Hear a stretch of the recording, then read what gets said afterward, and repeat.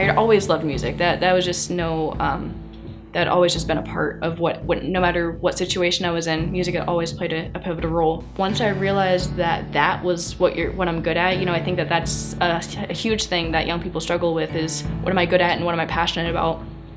And once I knew that was music, I heard about music therapy. I always said it and I always will, music is my ministry. And music therapy was that thing that was like, this is how I can worship God. This is how I can be financially stable and be close to my family. Going to study for it is just, couldn't have worked out better because everything correlates with my grades and my passions. From when we first had Lauren, when she was a foster kid, her name actually wasn't Lauren, it was actually Ariel. And it was a lot of hard work with her. My husband and I are only 6 years older than her, so we're closer to age like siblings than we are parents. And I think that one of the big things for her with that is that she just thought that she could walk all over us and she didn't have to listen to us and have to respect us, and we didn't put up with that. Lauren is the type of young person who she always asks me, is there anything I can do? Music is her main ministry and her calling, but she knows that I need help with Sunday school department. So she came to me, has no desire to work in Sunday school, but she's like, hey, I know you need help. Is there anything I can do? I'm willing to help. So she has a servant's heart and she always makes it known that she wants to help and be of service, even if it's outside of her comfort zone. Lauren, oh my, she's very outgoing.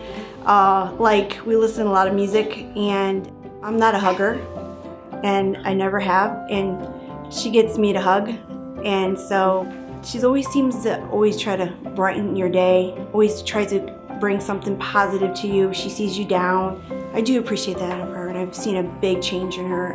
I'm really happy to see her now. I mean, I was 11 the first time I started doing drugs, and it was a huge change in my life because most people at 11 are starting to play basketball and starting to, get their, first crush or something, and I don't know, it was just a completely different kind of change, and so, and at first it seemed like I was kind of sneaking around my parents, but then it was completely different because my parents didn't care. So it was just like, you want to do drugs? Like, that's fine. And so that was my life. Like, I didn't have to hide around my parents. And no, I eventually made the first move at 12, and I asked my biological mom, I said, I don't really want to live here anymore. Her anger had progressed into just a growing rage. And that was for me and my sister. And I brought it up to her. I said, I just really don't want to live in this kind of situation anymore. Can I live with these people? My drug choices just increased because I had a huge new just independence to myself. I could kind of do whatever I pleased. In March, we got a call for Lauren.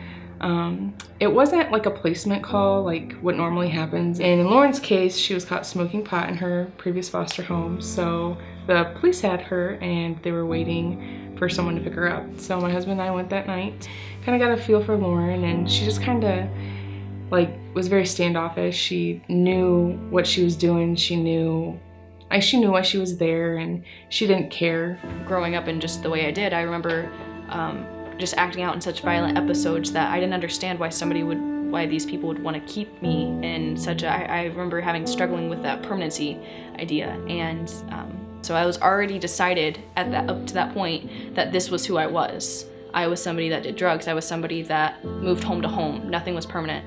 And so when I decided to give church another try, that was something that ultimately I knew that I was either going to have to go full in or full out. So I'm happy to say I went full in. I mean, obviously I wouldn't be here. And I think that knowing that she's overcome what she has, and that she has a family behind her, I think that makes her feel stronger.